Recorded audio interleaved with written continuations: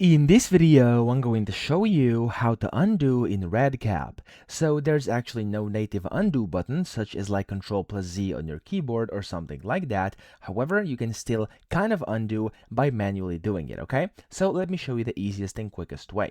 You want to go down here to the bottom left where you can see applications, and it says logging over here about in the middle. So when you click on this, in here, you'll be able to basically find different time and date and different actions you took, and of course, who took them.